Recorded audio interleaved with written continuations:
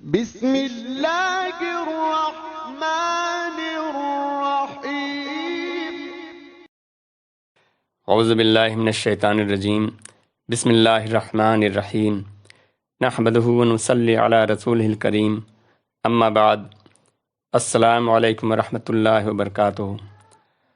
سامعین اکرام، پچھلے ایپیسوڈ میں آپ نے مشرکین مکہ، بنو ہاشم اور بنو مطلب کے خلاف کمپلیٹ سوشل بائیکاٹ اور حضور صلی اللہ علیہ وسلم کے ساتھ تمام مومنین اور ان کی فیملی کو شعب ابی طالب میں قید کرنے کا واقعہ ملاحظہ فرمایا۔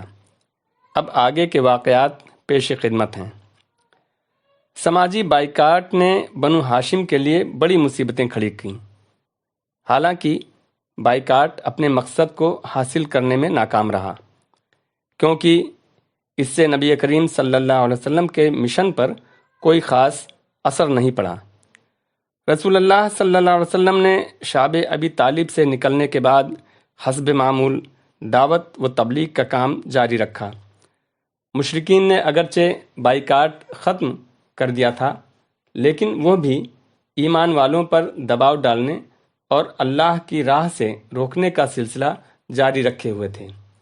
جہاں تک ابو طالب کا تعلق ہے تو وہ بھی پوری ذمہ داری کے ساتھ اپنے بھتیجے یعنی رسول اللہ صلی اللہ علیہ وسلم کی حمایت اور حفاظت میں لگے ہوئے تھے، لیکن ان کی عمر 80 سال سے زیادہ ہو چکی تھی۔ کئی سال سے مسلسل بیمار چل رہے تھے اور خصوصاً 3 سال تک گھاٹی میں قید و بند ہونے کی وجہ سے اور زیادہ طبیعت خراب ہو گئی تھی۔ ابن اسحاق کا بیان ہے کہ جب ابو طالب بیمار پڑ گئے اور قریش کو معلوم ہوا تو انہوں نے آپس میں مشورہ کیا کہ محمد صلی اللہ علیہ وسلم کا دین قریش کے ہر قبیلے میں پھیل چکا ہے، اس لیے چلو ابو طالب کے پاس چلیں کہ وہ اپنے بھتیجے کو اس بات کا پابند کر دیں کہ وہ ہم کو ہمارے دین پر چھوڑ دیں اور ہم ان کو ان کے دین پر چھوڑ دیں۔ بہرحال قریش کا وفد ابو طالب کے پاس پہنچا اور ان سے گفتگو کی۔ انہوں نے کہا، اے ابو طالب، ہم چاہتے ہیں کہ آپ محمد صلی اللہ علیہ وسلم کو بلائیں اور ان کے بارے میں ہم سے کچھ عہد و پیمان لے لیں۔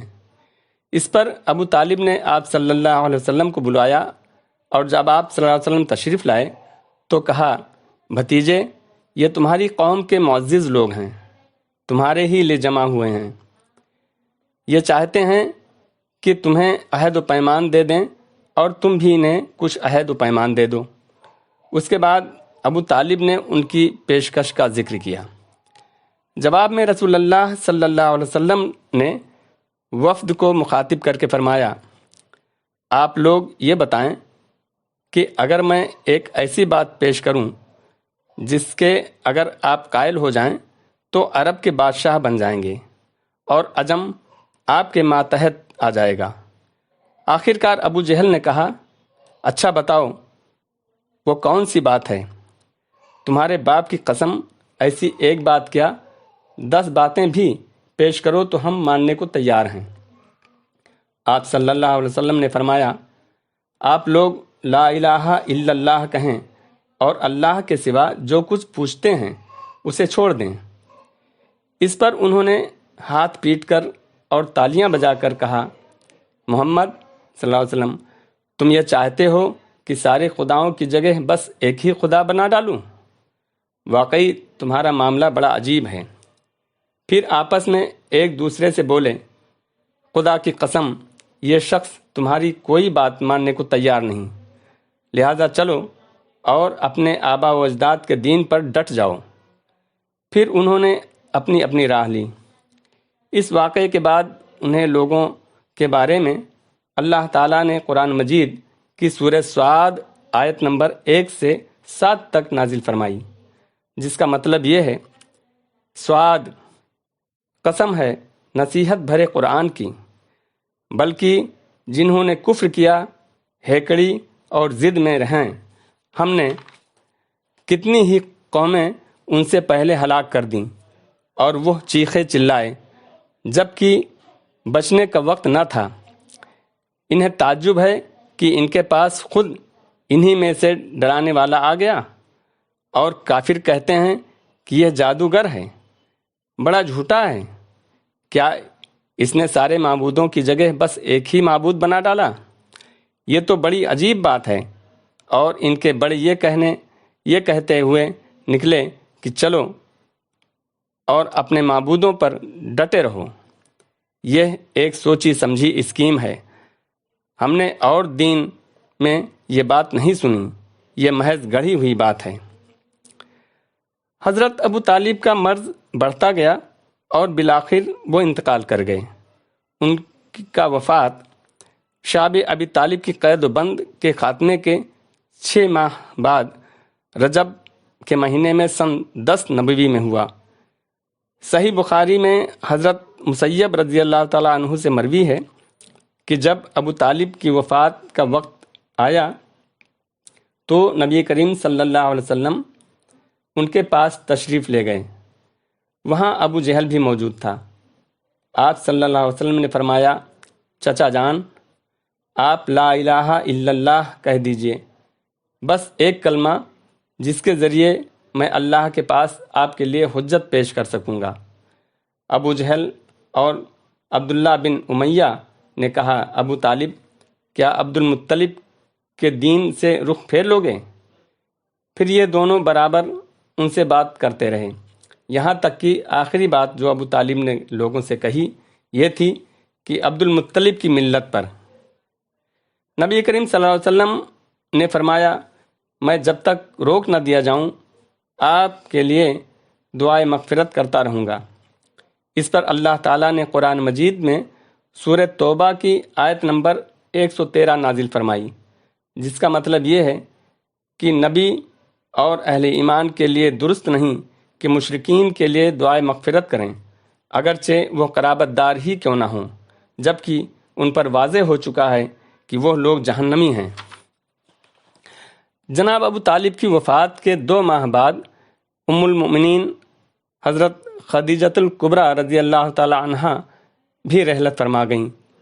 ان کی وفات نبوت کے 10ویں سال ماہ رمضان سن 619 عیسوی میں ہوئی۔ اس وقت وہ 65 برس کی تھیں اور رسول اللہ صلی اللہ علیہ وسلم اپنی عمر کے 50ویں منزل میں تھے۔ حضرت خدیجہ رضی اللہ تعالی عنہا رسول اللہ صلی اللہ علیہ وسلم کے لیے اللہ تعالیٰ کی بڑی گراں قدر نعمت تھیں۔ وہ 1/4 صدی یعنی تقریباً 25 سال آپ صلی اللہ علیہ وسلم کی رفاقت میں رہیں، اور اس دوران رنج و قلق کا دور آتا تو آپ صلی اللہ علیہ وسلم کے لیے تڑپ اٹھتیں۔ سنگین اور مشکل ترین حالات میں آپ صلی اللہ علیہ وسلم کو قوت پہنچاتیں، تبلیغ رسالت میں آپ صلی اللہ علیہ وسلم کی مدد کرتیں، اور ان تلخ ترین سختیوں میں آپ صلی اللہ علیہ وسلم کی شریک کار رہتیں، اور اپنی جان و مال سے آپ صلی اللہ علیہ وسلم کی خیر خواہی و غمگساری کرتیں۔ مسند احمد کی روایت کے مطابق حضرت خدیجہ رضی اللہ تعالی عنہا کے بارے میں رسول اللہ صلی اللہ علیہ وسلم کا ارشاد ہے کہ جس وقت لوگوں نے میرے ساتھ کفر کیا وہ مجھ پر ایمان لائیں، جس وقت لوگوں نے مجھے جھٹلایا انہوں نے میری تصدیق کی، جس وقت لوگوں نے مجھے محروم کیا انہوں نے مجھے اپنے مال میں شریک کیا، اور اللہ نے مجھے ان سے اولاد دی اور دوسری بیویوں سے کوئی اولاد نہ دی۔ صحیح بخاری میں حضرت ابو ہریرہ رضی اللہ تعالیٰ عنہ سے مروی ہے کہ رسول اللہ صلی اللہ علیہ وسلم فرماتے ہیں کہ جبریل تشریف لائے اور فرمایا، اے اللہ کے رسول صلی اللہ علیہ وسلم، یہ خدیجۃ الکبریٰ رضی اللہ تعالیٰ عنہا تشریف لا رہی ہیں۔ ان کے پاس ایک برتن ہے جس میں سالن یا کھانا ہے یا کوئی مشروب ہے۔ جب وہ آپ صلی اللہ علیہ وسلم کے پاس آ پہنچیں تو آپ انہیں ان کے رب کی طرف سے سلام کہیں اور جنت میں موتی کے ایک محل کی بشارت دیں جس میں نہ شور و شغب ہوگا نہ درماندگی و تکان۔ یہ دونوں الم انگیز حادثے صرف چند دنوں کے دوران پیش آئے۔ جس سے نبی کریم صلی اللہ علیہ وسلم کے دل میں غم و الم کے احساسات بھر گئے، اور اس کے بعد قوم کی طرف سے مصائب کا دور پھر جاری ہو گیا، کیونکہ ابو طالب کی وفات کے بعد دشمنوں کی جسارت بڑھ گئی اور وہ کھل کر آپ صلی اللہ علیہ وسلم کو اذیت اور تکلیف پہنچانے لگے۔ یہ در پیدر آلام و مصائب کی بنا پر رسول اللہ صلی اللہ علیہ وسلم نے اس سال کا نام عام الحزن یعنی غم کا سال رکھ دیا، اور یہ سال اسی نام سے تاریخ میں مشہور ہو گیا۔